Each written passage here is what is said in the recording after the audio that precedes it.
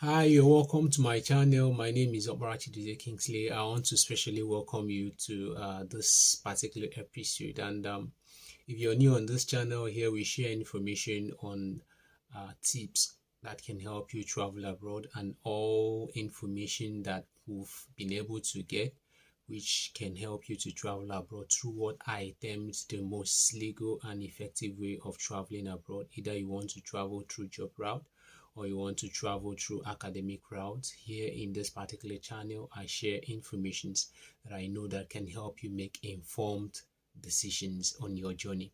And I also try as much as I can to help people. I try as much as I can to help people in terms of reviewing CV. Though for some time now, I haven't had that time to be doing so. But in my WhatsApp group, which I call my family, I am trying to bring together people who have like minds. I am trying to bring together people who are ready to take action, people who are ready to change their current situation by taking action and acting on the information they have already gotten and not waiting for anybody to come and do it. Instead of waiting and thinking that you can't do it, it's high time you take that particular bold step in order to do it and stop procrastinating. Procrastination is a killer and something that can make that your big dreams not never and never to come to pass. So if you're on this channel and this is what you want to hear, I will want you to subscribe to our channel. You can still go back to the previous videos we've made so far.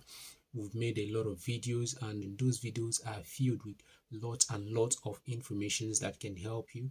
I took out my time to do it. Though, like I always say, I don't create content. What I do know most of my time is to teach. And I don't think I am perfect. I don't think I do it how others do, but I have my own way of trying to deliver my own, information and teachings, and that is why I am here today. I want to talk about a very important topic that can help us, right? I don't know who this may be helping. I don't know who may be the person who this information is meant, but I know it's meant for a lot of people. If you have gotten your resident permit, or you have gotten your student visa, or you have gotten that particular visa you've been waiting a long time for, and you are planning on travel, I want to share my experiences of the questions and the check, immigration questions and immigration check I had on my journey from Nigeria to Doha. Doha is in Qatar. From Qatar to Sweden, from Sweden to Estonia, Tallin, and from Tallinn finally to Finland. You can see there is a long journey, and in this journey there has been a lot to learn, and I believe people will learn from my experience. So I'm going to be breaking this down part by part, and all of them will be in this video, so you can skip whichever one you want and then go straight to the one you want to watch. First, I will talk about my Nigerian immigration experience, what I passed through in the hands of immigration officers in Nigeria, how I was checked in, how everything happened, and the experiences, both the good ones and the bad ones. Now, I will also share information on that of Doha, the question the immigration officers asked, how they checked me in, and every other thing that transpired there at the Doha airport. I will also be sharing the third, which is my experience at Sweden airport, at the Sweden airports. Yeah, what I passed through the different immigration question, and also at Tallinn airport, right? So this particular video is full packed with a lot of information that I know will help you. So why would you want to skip? Every information you get here will be very useful to you. So if I were you, I'll just sit down and then watch this video till the end. Every information I share are legit. Every information I share are information. Most of them, I think 80 to 90% of them, are just from my own personal experience. And I believe if I'm able to pass through these experiences, if I'm able to scale through, I have it as a responsibility to also share to others who I know may benefit. Like some of the bad ones I had, if I share it with you and you go through it, you may be able to a kind of not experience such, or avert it, or try to dodge it in whichever way you can. But if you don't have the information, then if it meets you, I may be lucky to scale through and you may not be lucky. But even though, that is why I am doing this, to make sure that everybody grows, to make sure that everybody gets the needed information he or she needs, right? Okay, let me go straight and start from my experience with the Nigerian immigration office. I started my journey. My flight was to take off by 7 p.m. Nigerian time, and I got to the airport around 4 p.m. Right, I got to the airport around 4 p.m. On getting to the airport, the first thing I met was checking in of my bag, as in crossing the security post. I don't know what they call it, but that is the place they have to put in your bag in a particular machine to scan it. And after scanning it, they asked me to put in my bags, my phones, my everything I had in me, even my jacket. I have to pull it off, right? So when I pulled my jacket, I have to pass through that particular electronic device, and I got to the place where they started asking me what was in my bag. I told them there is nothing in my bag. The only thing I had in my bag is my personal belonging and probably little foodstuffs that I was actually traveling with. They said, okay, can we see it? I showed them, they opened it, and then they said, okay. When I was now going, someone else called me from the team and asked me to come and I should bring my bag. I brought my bag to them. He asked me to open the bag. I opened the bag. So he was now a kind. I told him, the bag you're searching has already been searched. He said he is aware that it's been searched. He's just trying to make sure that everything is okay. So I said, okay. He started scattering my bag. And while scattering this bag, this was a bag that took me so much time to package. You know how it is when you have a lot of things to package and you want them to be packed in one bag, and you wouldn't want it to be scattered and all that. So he said I shouldn't worry, that I should calm down. He searched my bag from the top to the bottom, from the top to bottom. I don't know what he was actually looking for. So after searching the bag, he asked me to bring the second box. I brought the second box. The other lady collected the second bag that contains my foodstuffs. So the man finished and told me that he's satisfied with the bag. I asked him that my problem now is how to pack this thing back. He said no problem, that he's going to actually help in packing it back. So we did that together and we packed it. Then the other lady that was with the foodstuff, I told her it's been searched already. She said she knows that she wants to go through it once again. She started scattering my foodstuff bag, and what pained me in that search was that I was traveling with red oil, right? Every other thing was accepted.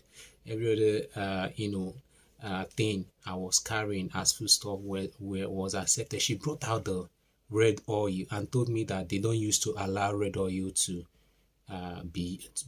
pass them. So I was like, but red oil is allowed. Why won't you allow me to? She said they don't allow it.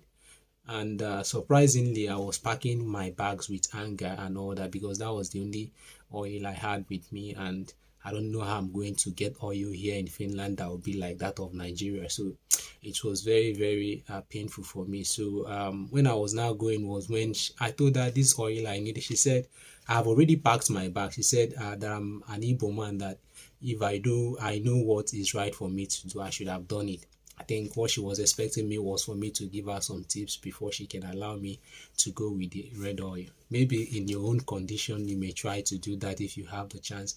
But I now started thinking of scattering my bag again and start putting it there. I just left the oil for her, and then I left. Leaving there, I got to the second check where the immigration officers were. They have to check me. First of all, the immigration officer called me. And when he got to my turn, he called me. I got there. He said, where am I traveling to? I told him I'm traveling to Estonia. He told me where is the end destination. I told him my end destination is Finland, but then I'm going straight to Estonia for now. Then he asked me for my passport. I gave him my passport. After looking at my passport, he said that I don't have any visa on my passport. So how am I traveling to? I told him, you asked for my passport. That was why I gave you a passport. You didn't ask for visa. So he asked me, okay, where is the visa? I gave him my Finnish resident permit card. He looked at the Finnish resident permit card, and I don't know, maybe he's not all that knowledgeable about it or something. I don't know. I cannot explain. But then he called his colleague, the other colleague, and handed him over. I don't know what he told him, and handed me over to him. So I continued with the other colleague. So the other colleague was now like, okay, that I'm traveling to where? I started explaining again.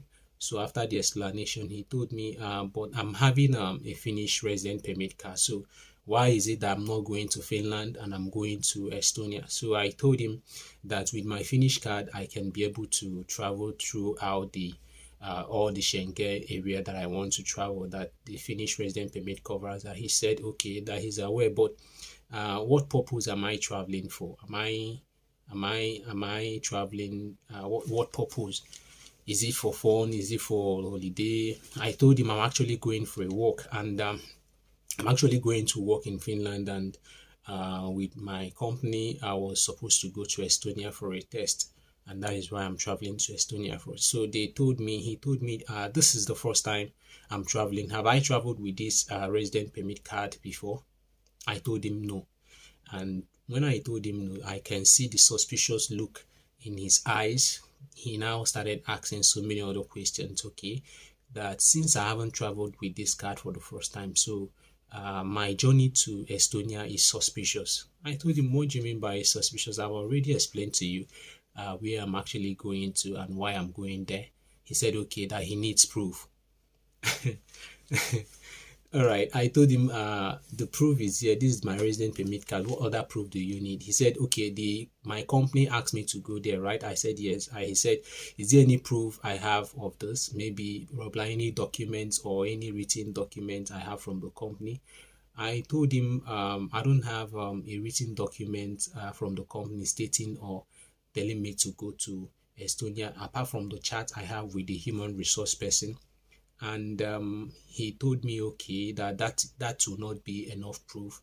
Then I was cracking my head. I now remember that I was also with my contract that I had with the Finnish company. So I brought out the contract and gave him. He looked at the contract and told me that in this contract, it is not stated that I'll be traveling to Estonia. I told him, look at the contract, that the contract has 6 months trial period and testing period.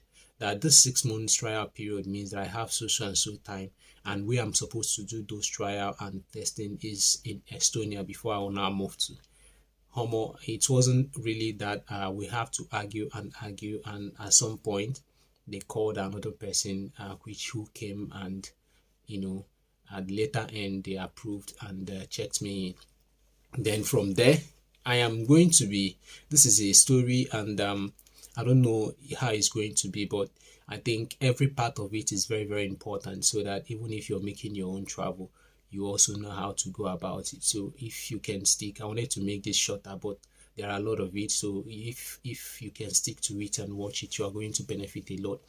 So when I got to the next phase, I got to was where my bag was weighed. My bag was weighed. After weighing my bag, they gave me another ticket that stipulates my seat number and all of that. So now after doing that, I got to the next immigration check, still at Abuja. That is Nigerian immigration. That is I'm still at the topic of Nigerian immigration checks and questions. So when I got to the next phase, I met the next guy. He checked me in. I met the last people. I met second to the last. So those people now ask me with my bag. I have to submit my bags. I have to drop my foodstuffs, every other thing. Okay, my main bag already, the one that contains my clothes and my foodstuffs have already been packaged and taken out. So the one I have with me was just my luggage, my handbag. So they asked me to drop my handbag. I dropped my handbag. They said I should bring out everything that is in it that has to do with iron or anything, that I should bring them out. I brought them out, and they put it in the electronic device, scanned it and all that. They saw that I had a razor, I had a nail cutter that's iron. They removed it. They asked me to remove my belt. These people nearly naked me. I removed my clothes. I removed the jacket I was wearing. They asked me to pull my belt. I pulled my belt from my jeans. They asked me to pull off my cap. They asked me to pull my shoes. I pulled my shoes. I nearly got naked there. And so after that, I have to pass through the electronics device again for security check, and then they asked me to take those things back. Now when they check my handbag, I have my cream in the handbag, I have my perfume, I have so many other things, and they brought out the perfume and the cream and said that they don't used to allow this, right? So it was really bad, because those cream was very costly, especially the moisturizer I bought because of the code here. The moisturizer was costly, and the rest of the things they brought out was costly. So I was now telling them that these are my personal belongings and my personal thing. I needed them for where I'm traveling to. So they said they don't usually allow it, but even if they allow it, they may take it out in Doha.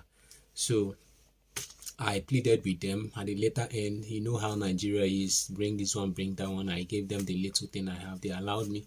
I took those things in, and that was I met the last person who was to stamp me in, and the person was asking me for one or two. I told them the last money, because I changed my money already. I changed the naira I had to euro when I was traveling, and I reserved a little amount at there, about 10,000 or so. So they collected. I keep sharing from one place to another, until the last person, what was remaining was around 4,000. I have to just give it to the last person. Then when I get to where I'll be stamped in, the woman said, since you have shared, I told her I've shared everything, I don't have any other thing remaining. Said, and I did not know that she is the most important person that I'm supposed to kind of give something. I told her I didn't know. I thought I'm almost through. She said, okay, what if she decides that she's not going to stamp me in, that this one is the most important stamp?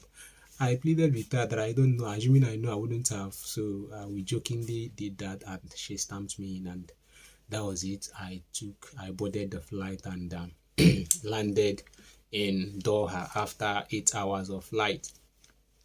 Now, getting to Doha, when we were about to be checked, when I was supposed to be checked in from Doha, because I was supposed to travel from Doha to Sweden, Stockholm, Sweden, from Sweden then to Tallin. So our flight was to take off from Doha. Doha is Qatar. So I met immigration officers again.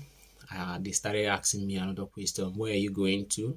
She first of all asked me where I'm going to. I told her I'm going to Sweden. She said, what's the last destination? I told her Estonia, but Estonia is my last destination on the flight ticket, but my main destination that I'll be going to after Estonia will be Finland. So she said that can she have my passport? I gave her my passport. She looked at it and said, okay, I don't have any visa on this passport. Where is my visa? I told her, okay. I brought it out from my wallet and gave her my resident permit card.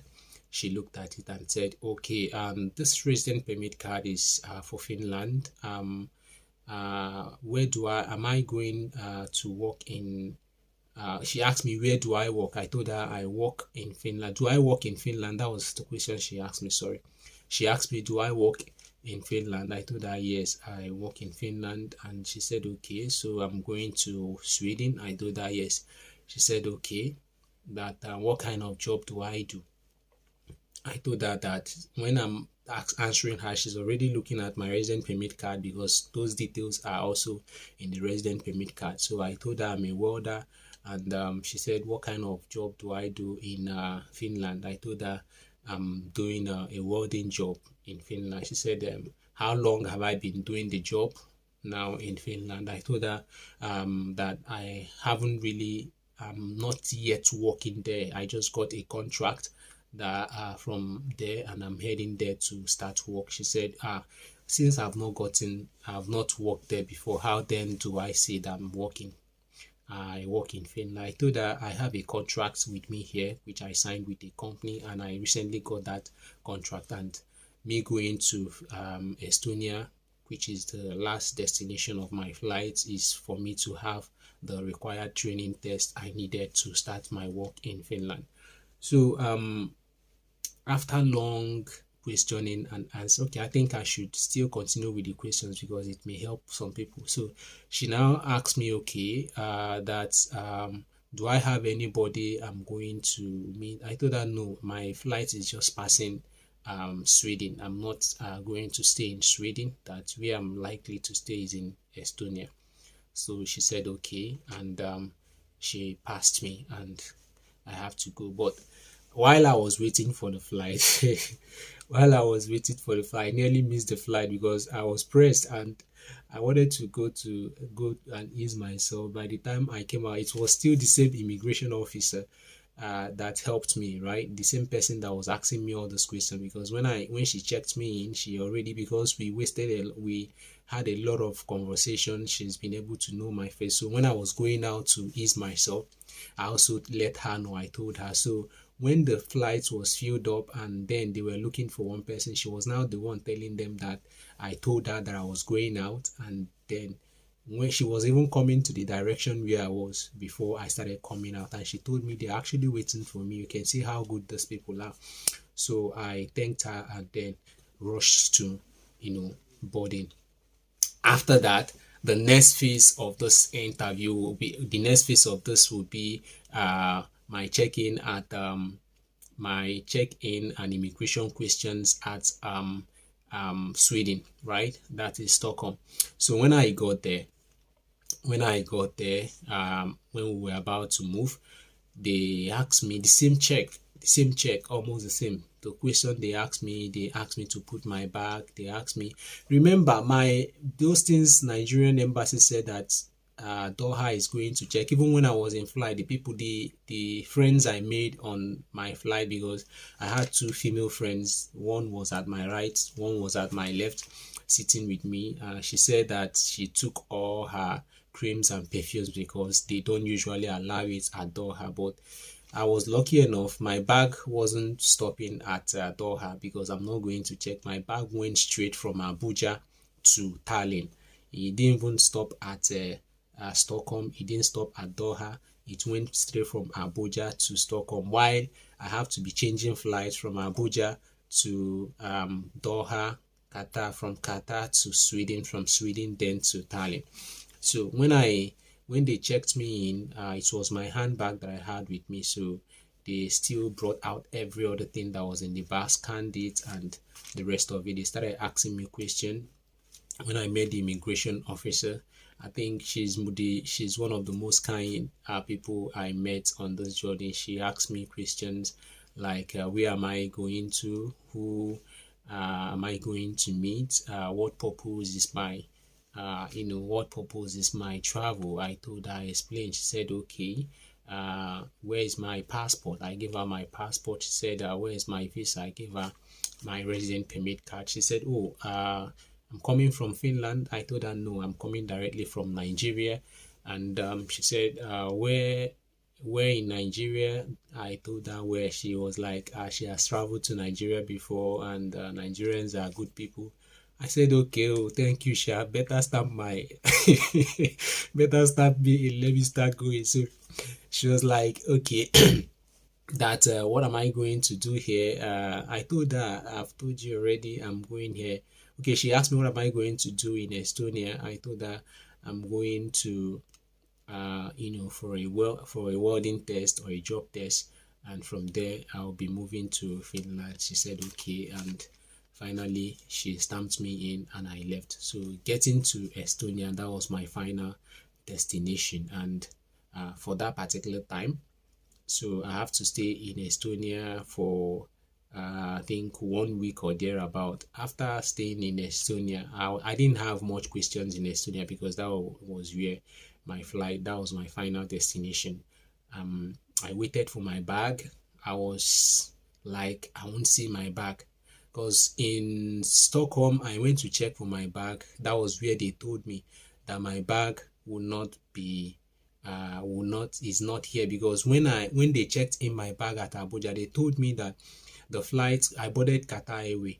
They told me that the flight, my bag I will pick my bag in Stockholm, that is Sweden.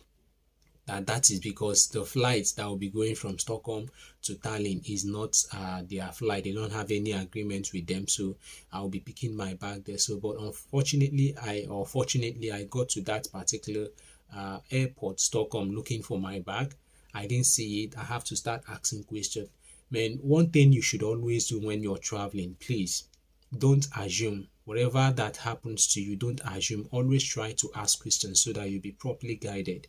And another thing I would like to say here is, in these processes I passed, one thing that helped me to scale through is confidence, right?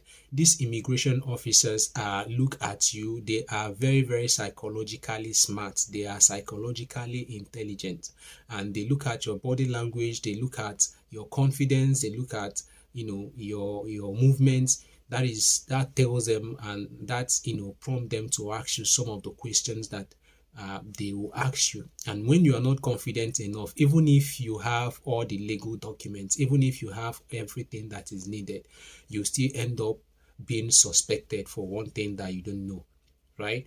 Especially if you're coming from Africa, if you're coming from Nigeria, Cameroon, or all those countries, they look at with, I don't know how, but you understand what I'm trying to say. So you have to be very, very confident when you're answering questions. Don't shake for anything. As long as you know that you're on your right, you're doing the right thing, just make sure that you're confident answering all these questions. So the confidence there helped me a lot when you're answering these questions. I want to say this, even if you're wrong, even if at times maybe there is something wrong with what you're doing, the level of your confidence can even help you to pull through. But when you have all required documents and you are still shivering, you are still very shaky, it goes a long way to send a signal that maybe something is wrong, and that is how their intelligence works.